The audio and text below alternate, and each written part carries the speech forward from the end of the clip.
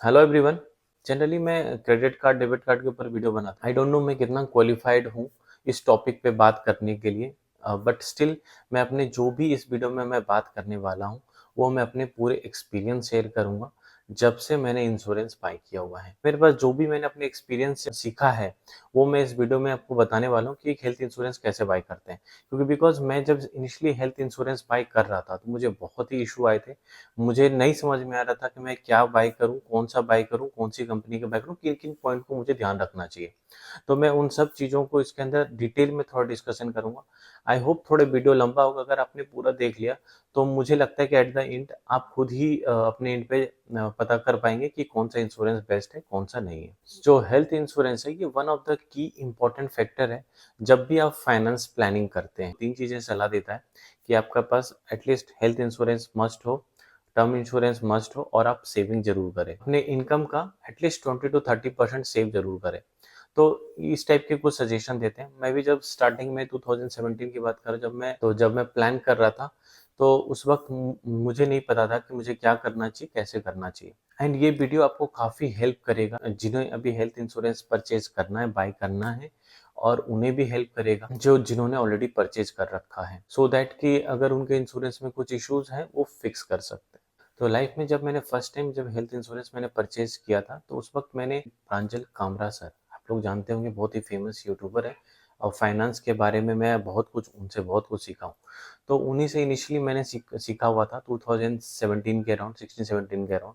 तो उनकी ही वीडियोज़ मैंने देख कर के मुझे पता चला कि एक फाइनेंशियल जो प्लान करते हैं लोग, सो उसके अंदर हेल्थ इंश्योरेंस और टर्म प्लान होना चाहिए, प्लस सेविंग का अपना-अपना क्राइटेरिया होना चाहिए।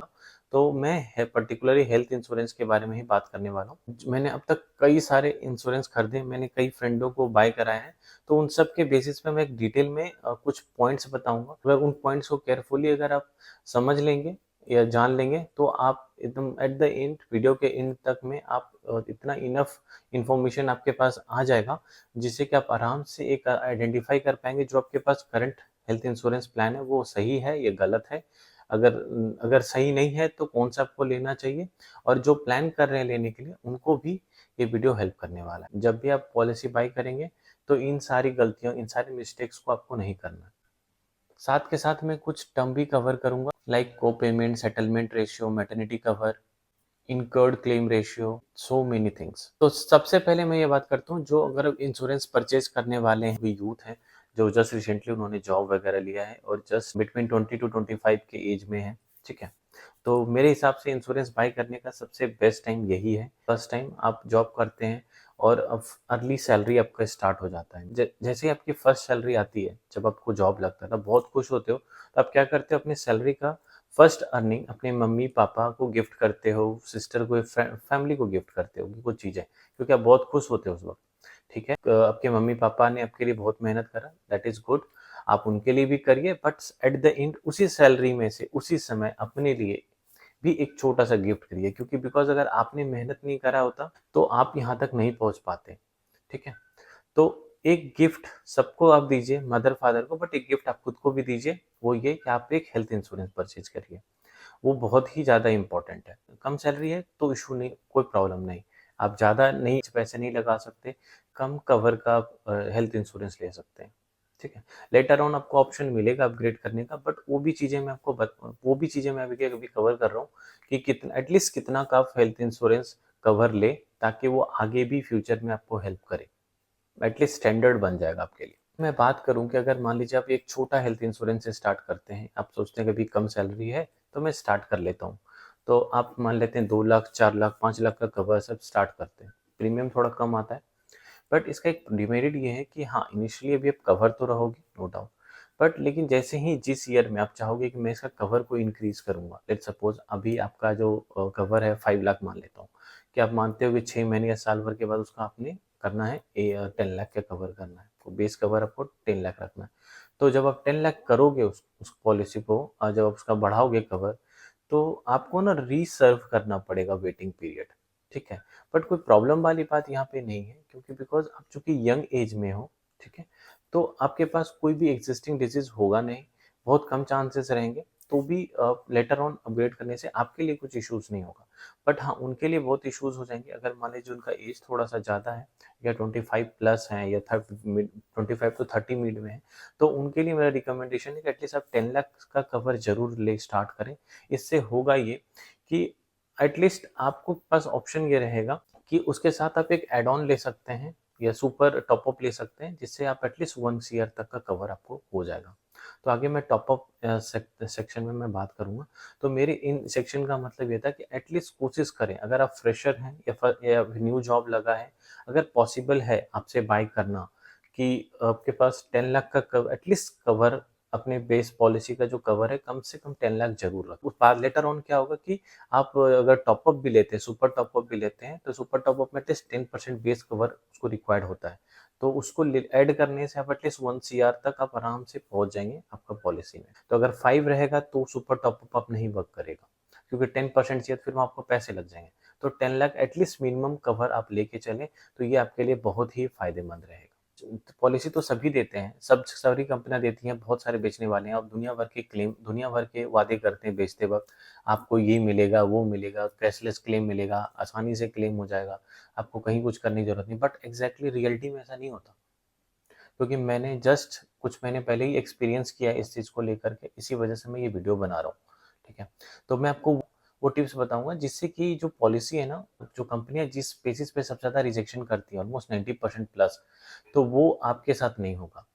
और ये इंश्योरेंस कंपनी जो है इसी पॉइंट्स का बहुत ही ज़्यादा बेनिफिट उठाते हैं। सबसे इनिशियली क्या करते हैं कि वो आपको ऑफ़र करते हैं कि आपका एज कम है, तो मैं आपको जो हेल्थ पॉलिसी है वो मैं आपको ऑफ़र कर रहा हूँ, ठीक है? बहुत ही कम दाम पे, और मैं आपको इतना कवर दे रहा हूँ विदाउट हेल्थ चेकअप के, ठीक है? तो आप खुश हो जाते हो, एंड आप ले लेते हो। और आप खुश हो जाते हो कि चलो बिना किसी हेल्थ चेकअप के झंझट के आपको हेल्थ इंश्योरेंस मिल जा रहा है। और हम ट्राई भी करते हैं जनरली, मैं खुद ही बताता हूँ, मैं भी खुद जब ले रहा था तो मैं खुद भी चाह रहा था कि मैं हेल्थ जो इंश्योरेंस लूँ तो मैं कोई हेल्थ चेकअप वगैरह ना करूँ, मुझे कहीं सेंटर ना जाना पड़े, कोई घर पे ना आए मेरा टेस्ट वगैरह लेने के लिए। हम सोचते भी हैं कौन ही जाए टेस्ट कराने के लिए, और हम डरते हैं कहीं कुछ बीमारी ना निकल जाए, है चाहे नहीं है, बट स्टिल हम डरते हैं इस पॉइंट को लेकर के कि क्या पता अगर मैं गया और कुछ बीमारी निकल गई तो और टेंशन और हेडेक दोनों बढ़ जाएगा। और हम ये भी सोचते हैं चलो लेना ही तो है, पॉलिसी ले लेते हैं, ठीक है? तो ये सब सोच के ये सब चीज़ें हम करते हैं। बट ऐसा नहीं करना है अपने को कि बिना हेल्थ चेकअप के अपने को पॉलिसी नहीं लेना है, ठीक है? अब आप कहो, अब इसमें अंदर देखिए, ये इसी पॉइंट का कंपनियाँ बेनिफिट उठाते हैं। अगर आपने बिना हेल्थ चेकअप का अपनी पॉलिसी ले लिया, तो अब जब जैसे आप क्लेम लेने जाओगे तो वहाँ पे क्या करेगा, डॉक्टर और ये लोग मिलके क्या करेंगे, वो बता देंगे कि आपको तो प्री एग्जिस्टिंग डिजीज़ है, आपके पास पहले से बीमारियाँ हैं, आपने छुपाया है, आप दवाई खाते थे, मुझे नहीं बताया। हम और हर इंसान, एक नॉर्मल इंसान छोटी-मोटी दवाई खाते रहता है। तो कोई ना कोई लॉजिक लगा के आपका जो पॉलिसी जो क्लेम है वो रिजेक्ट मारेगा, क्योंकि बोलेगा कि आपके पास एग्जिस्टिंग डिजीज़ है और आपने ये डिक्लेयर नहीं किया, आपने बताया नहीं। ठीक है? सो ये एक बड़ी बड़ी ये एक इस पॉइंट को लेके कंपनियाँ बहुत फ़ायदा उठाती हैं। ध्यान रहे कि जब आप कोई भी क्लेम लेते हैं ना, तो कंपनियाँ अपना एक पर्सन भेजते हैं हॉस्पिटल में, और वो अपना 100% देता है कि आपको क्लेम ना मिले। वो अपना बेस्ट देता है, क्योंकि अगर वो जितना क्लेम रिजेक्ट करने के लिए आपका रिजेक्ट करवाएगा, उस पर्सन के लिए उसको उतना ही बेनिफिट होने वाला है। तो वो पूरा अपना जोड़ लगा देगा, वो अपना पूरा बेस्ट लगा देगा, आपको वो क्लेम किसी भी तरीके से ना मिले और कंपनी को बेनिफिट हो, क्योंकि उस बंदे का बेनिफिट होने वाला है। तो वैसा वो अपना बेस्ट देने जा रहा है, लेकिन आप वो पूरी तरह तैयारी करके आया है, पूरा क्लॉज़ पढ़ के आया है, कैसे रिजेक्ट करना है, वो पूरी प्रिपरेशन के साथ आता है। लेकिन आप पूरी प्रिपरेशन के साथ नहीं हो, तो आपको प्रिपेयर्ड होना चाहिए कि आप जब वो क्लेम लेने जा रहे हैं, तो आपके पास पूरा इन्फॉर्मेशन हो कि वो मेरा क्लेम रिजेक्ट ना कर पाए। तो अगर अगर आपको कोई भी कंपनियाँ ऐसे ऑफ़र कर रही हैं कि आप हेल्थ इंश्योरेंस लो और मैं बिना हेल्थ टेस्ट चेकअप के दे दूँगा, तो कोशिश करें वो हेल्थ इंश्योरेंस हेल्थ चेकअप करने के बाद लें। इसमें अभी हम सिनेरियो कुछ अलग है। अब ये है कि कुछ कंपनियाँ हैं जो अपना पॉलिसी बिना हेल्थ चेकअप के इश्यू ही नहीं करते हैं, और मोस्टली पॉलिसी कंपनियाँ ऐसे हैं जो कि जब तक अगर आपका एज कम है और अगर आपने अपने व्हाइल बाइंग पॉलिसी आपने कुछ डिक्लेयर नहीं किया, लाइक मेरे को शुगर है या हाई बीपी है या कोई बीमारियां हैं मेरे को, तो अगर आपने वो चीज़ें डिक्लेयर नहीं किया, तो आपका टेस्ट हेल्थ चेकअप वो नहीं कराएंगे जब तक आप उनको बताते नहीं हो, ठीक है? तो आपको आपको क्या करना है कि यहाँ पे ठीक है, आपको कुछ नहीं है, तो वो हेल्थ चेकअप डायरेक्टली करेंगे नहीं। तो आपको क्या करना है, आपको पॉलिसी परचेज़ कर लेना है उससे। जो बेच रहे हैं ले लो। आप ले लो पॉलिसी उनकी। अब हर पॉलिसी में ना ये चीज़ ज़रूर होता है, फ्री हेल्थ चेकअप का ऑप्शन रहता है। जैसे उन्होंने पॉलिसी दिया, आप हेल्थ चेकअप उनके थ्रू शेड्यूल कर लो, फ्री ऑफ कॉस्ट रहता है। साल में एटलीस्ट 1 हेल्थ चेकअप फ्री देते हैं वो लोग। तो आप चेकअप करा लो, उनकी कंपनी से टाई अप होके, उनकी कंपनी वाले के साथ आप हेल्थ चेकअप करा लो। जैसे एनुअली फ्री चेकअप होता है, बस चेकअप हो जाएगा। तो उनके पास आपका एक मेडिकल हिस्ट्री रहेगा कि आपका हेल्थ चेकअप हुआ है, उनका एक रिकॉर्ड रह जाएगा। और वो क्या करेंगे, अगर कल के डेट में आपका कोई क्लेम आता है और अगर वो मना करते हैं कि आपको क्लेम नहीं दे सकते because of pre existing disease है, तो आपके पास पूरा प्रूफ है कि आपने की कंपनी ने मेरा ऑलरेडी हेल्थ चेकअप कर रखा है और ये उनका हेल्थ का कॉपी भी है, आप देख सकते हो। तो आप हमारा इस बेसिस पे डिनाई नहीं कर सकते। इनफैक्ट उसे भी पता होगा क्योंकि उसके पास पूरी हिस्ट्री होगी। तो वो पॉइंट लाएगा ही नहीं आपके सामने कि आपको इस बेसिस पे क्लेम रिजेक्ट करें। और ये मोस्टली ये ही वो रीज़न है जिसकी वज़ह से सबसे ज़्यादा क्लेम है जो रिजेक्ट होते हैं। सेकंड पॉइंट कि आप ऑलवेज़ अपने जब भी हेल्थ पॉलिसी लें, आप डिक्लेयर करके चलें। ये गलती बहुत ज़्यादा करते हैं कि हम क्या करते हैं कि हम हेल्थ इंश्योरेंस ले रहे हैं, चूँकि हम प्रीमियम ना बढ़ जाए इस डर से हम क्या करते हैं, नहीं बताते हैं। नहीं अपनी प्रॉब्लम्स बताते हैं, डिक्लेयर करके नहीं जाते हैं कि मुझे कोई एक्जिस्टिंग में कुछ इश्यूज़ है, लाइक ब्लड प्रेशर है या डायबिटीज़ है। ऐसी कोई चीज़ें हम डिक्लेयर नहीं करके चलते हैं व्हाइल बाइंग पॉलिसी कि इससे मेरा प्रीमियम बढ़ ना जाए। अगर आप ऐसा करके लेते हैं और ऐसा सोच के लेना चाहते हैं, तो आई सजेस्ट कि आप हेल्थ इंश्योरेंस ना ही परचेज़ करें क्योंकि वो पैसे आपके वेस्ट ही जाने हैं। उनको पता चल जाएगा। जब वो आपका टेस्ट करेंगे, जब आप क्लेम लेने के लिए जाएँगे, इनफैक्ट कि सारी हेल्थ इंश्योरेंस कंपनियाँ चाहती हैं कि आप ऐसी गलतियाँ करो, ताकि वो क्लेम रिजेक्ट करें। आप फालतू में पैसे भरते रहो और एट द एंड इस क्लॉज़ की वज़ह से वो रिजेक्ट कर देंगे कि आपके पास तो एक्जिस्टिंग है, प्री एक्जिस्टिंग डिज़ीज़ है, आप दवाई खाते थे, मेडिसिन लेते थे इतने ईयर से। आप ये लीक किस चीज़ के ले रहे हो पॉलिसी कि आपके बुरे वक़्त में ये काम आए। और जब ये उस वक़्त काम ही नहीं आएगा तो इसको अभी कुछ पैसे बचा के क्या ही करोगे आप? इससे बेटर है पूरे पैसे बचा लो, मत ही दो उसको। इसी पैसे को सेव कर लो, आपके सच में ये काम आएँगे। बट ये पॉलिसी लेके भी ये पॉलिसी वेस्ट है, इसका पैसा ही चला जाएगा और आप at the end sad feel करोगे मैंने इतने दिन प्रीमियम भरा, मुझे क्लेम नहीं दिया। ये पॉलिसी कंपनी वाले गलत होते हैं, बदमाश होते हैं, आप कुछ कर भी नहीं पाओगे। तो इस चीज़ को लेकर के बेटर है कि इस पॉइंट को क्लियर रखें कि ऑलवेज पॉलिसी में डिक्लेयर करें, नो मैटर व्हाट आपका पॉलिसी का प्रीमियम क्या है। अगर आप अफ़ोर्ड कर सकते हैं, तो ले लीजिए और अगर अफ़ोर्ड नहीं कर सकते हैं, तो बेटर है आप कुछ अमाउंट को अपने एज़ अ हेल्थ के लिए सेव करके चलिए क्योंकि अगर आप पॉलिसी नहीं लेना चाहते हैं तो। तो इस ये ऑलवेज़ आप डिक्लेयर करके चलिए वेदर यू आर स्मोकर और नॉट। ओकेजनली लेते हैं, वीकली लेते हैं, वो भी आपको बता के जाना है। और अपने हेल्थ का जो भी कंडीशन है उसको प्लीज़ प्रॉपर तरीके से डिक्लेयर करके जाइए। अगर इवन कोई पर्टिकुलर इलनेस है तो उसको भी डिफाइन कराइए while buying policy. If you drink उसको भी मेंशन करिए। फिर कभी आप लॉन्ग टर्म के लिए हॉस्पिटलाइज़ हैं तो दैट थिंग्स वो भी आप मेंशन करेंगे इसके अंदर। थर्ड पॉइंट, जब पॉलिसी लेते वक़्त आपको केयरफुल रखना है। आपको ये पॉलिसी हेल्थ पॉलिसी एजेंट से नहीं लेना है। वो आपको बताएँगे कि ऑनलाइन से मैं आपको सस्ता दिला दूँगा, ठीक है? उनसे बेटर मैं दिला दूँगा। ऑनलाइन के जो रेट मिल रहा है उससे सेम बेनिफिट के साथ मैं आपको कम दाम में मैं आपको दिला दूँगा। वो कहाँ से दिला देगा?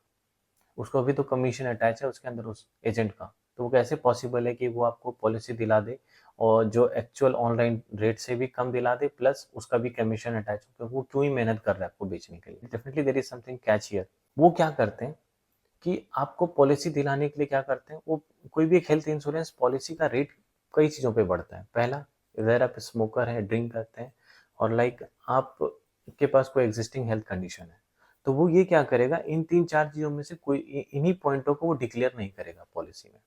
इससे क्या होगा, आपकी पॉलिसी का रेट गिर जाएगा और आप खुश हो जाओगे कि भाई ये बंदा तो बहुत सही है, इसने मुझे ऑनलाइन से भी सस्ता दिला दिया।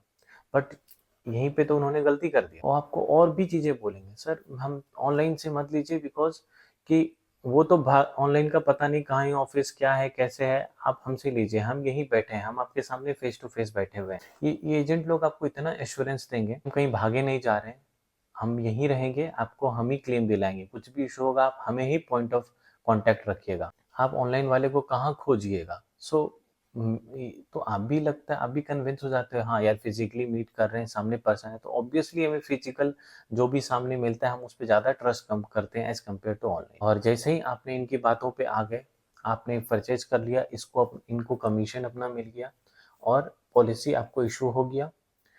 अब जब कभी क्लेम लेने जाएंगे, फाइंड आउट करेंगे, बोलेगा कोई इशू नहीं सर, मैं आपकी मदद करूंगा। जैसे ही कंपनी वाले आएंगे, ये जो करेंगे वही कंपनी वाले करेंगे, लास्ट में बोलेंगे सर मैं क्या कर सकता हूँ, कंपनी वाले ने क्लेम नहीं दिया। ठीक है, तो ये कुछ भी नहीं करेंगे। हाँ, अगर आप लेते हैं ऑफलाइन एजेंट से भी तो देयर इज नो प्रॉब्लम। कुछ अच्छे एजेंट भी हैं, मैं किसी भी सारे एजेंट को बुरा नहीं कहूँगा, कुछ अच्छे एजेंट भी हैं। अभी मैं आपको बताता हूँ, उसके फादर का जो पॉलिसी है वो ऑनलाइन लिया हुआ है और जो फ्रेंड है उसने ऑफलाइन पॉलिसी ले लिया। ऑफलाइन पॉलिसी खरीद लिया, स्टार हेल्थ इंश्योरेंस का यंग स्टार करके प्लान है, उसको रिजेक्ट हो गया और मेरे एज का है और उसको कह रहे प्री एग्जिस्टिंग डिजीज है और उसने लोकल एजेंट से ले लिया था और मैंने उसको बोला था कि आप ऑनलाइन ले लो, बट उसने नहीं लिया, उसने ऑफलाइन लिया क्योंकि बोला था ऑनलाइन से मुझे सस्ता पड़ रहा है। ठीक है, अब ले भी लिया। ऑनलाइन का और भी बेनिफिट होता है कि ऑनलाइन में आपको आरएम मिलते हैं, एक डेडिकेटेड आरएम मिलते हैं, तो वो आपके लिए भी एक फाइट करते हैं। ये बहुत बड़ा इंपॉर्टेंट चीज होता है कि जैसे एग्जांपल मैं बता देता हूँ, मैं मेरे पास कोई पेड प्रमोशन के लिए मेरे पास तो आएगा नहीं, मैं इतना बड़ा मेरा चैनल है भी नहीं। तो जैसे कि मैं पॉलिसी बाजार से पॉलिसी की मैं बात कर रहा हूँ, उसमें ना आपको एक आरएम वहाँ का मिलता है, प्लस एक जो अगर वो आरएम एक आपको मिलेंगे जो कि वो आपके लिए फाइट करेंगे, और प्लस आपके पास दो ऑप्शन हो जाएंगे, आपके पास दो डोर हो जाएंगे अगर आपको क्लेम नहीं मिलता है। एक तो पॉलिसी बाजार, अगर आप वहाँ से ले रहे हैं, आप उनको भी पॉइंट ऑफ कॉन्टैक्ट कनेक्ट कर सकते हैं, वो भी आपके बिहाफ पे फाइट करेंगे। प्लस दूसरा, आपका जो मेन जिस कंपनी से आपने लिया उनसे भी कनेक्ट कर सकते हैं। तो आपके पास दो पावर ऑफ सोर्स मिल जाएंगे जहाँ से आपको बैकफीड मिलेगा उस टाइम पे, और ये बहुत बड़ा इंपॉर्टेंट चीज़ है और ये रियल में वर्क करता है, आप ट्रस्ट करिए मेरे पे। तो बिकॉज क्योंकि ऑफलाइन में एजेंट आपके हॉस्पिटल नहीं पहुंचेगा, उसका काम था बेचना, वो कमीशन लिया, वो निकल गया। ऑनलाइन में क्या होता है कि उसको रिपुटेशन मैनेज करना है। आप एक कस्टमर को खराब हुआ, 10 कस्टमर को खराब हुआ, उसका रेपुटेशन खराब होगा, वो मैनेज करेगा। आप इम्पैक्ट करेगा। मैंने एक बार पॉलिसी बाजार से व्हीकल इंश्योरेंस लिया था और कंपनी ने सीधा, जिस कंपनी से, उसने क्लेम देना बंद कर दिया, बट पॉलिसी बाजार ने जो भी मेरे चार्ज लगे थे मेरे कार का, तो वो पॉलिसी बाजार ने अपने एंड पे कवर करके मेरे को दिया। तो मैं क्यों ना ट्रस्ट करूँ पॉलिसी बाजार को। तो ऐसा नहीं कह रहा कि मैं आप पॉलिसी बाजार से ही खरीदो, आप कहीं से भी खरीदो, बट एक ऑनलाइन जो ऑप्शन है मुझे ज़्यादा ट्रांसपेरेंसी लगता है, क्योंकि हर चीज़ें आप अपने हिसाब से देखते हो, मैनेज करते हो, और एक कोई रिस्पॉन्सिबल कंपनी खड़ा होता है आपके बिहाफ पे फाइट करने के लिए। मुझे ये ज़्यादा ट्रस्ट वर्दी फील होता है एज कम्पेयर टू कोई एक पर्सन से मैं पॉलिसी परचेज करूँ। रेस्ट आपकी मर्जी है, आप जहाँ से लेना चाहो। बताता हूँ कि प्रीमियम कैसे पे करें ताकि आपके पैसे काफ़ी बचे। कुछ कन्फ्यूजन है तो प्लीज़ कमेंट करके बताइए। मिलते हैं फिर किसी और वीडियो में। धन्यवाद।